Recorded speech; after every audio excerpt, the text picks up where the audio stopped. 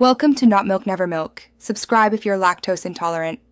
You start by preparing both devices so the connection will be fast and stable. On your phone, enable the mobile hotspot, choose a clear SSID and WPA2 password, and set the band Use 2. 4 GHz for wider compatibility, 5 GHz for speed. On the Redmi TV, open Settings and navigate to Network Wi-Fi. Scan for the hotspot name and select it. Once done, enter the password carefully and connect. This immediate action gets you past basic setup and into the connection process. Next, configure casting and permissions so the stream works without interruption. On the Redmi TV, open the wireless display or Miracast/Chromecast built-in menu and put it into discovery mode. Then on your phone, pull down Quick Settings and tap Cast or Screen Mirroring. Choose the TV from the list.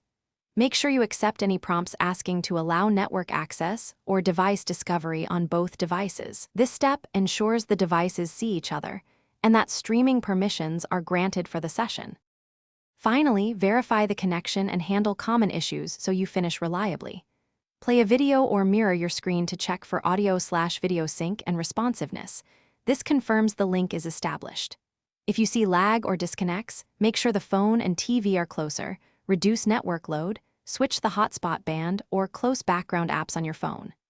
If things still fail, restart both devices, rejoin the hotspot, and cast again. Quick restart often clears discovery or DHCP hiccups. Try that first. Thanks for watching. If this was helpful, leave a like and consider subscribing. See you next time.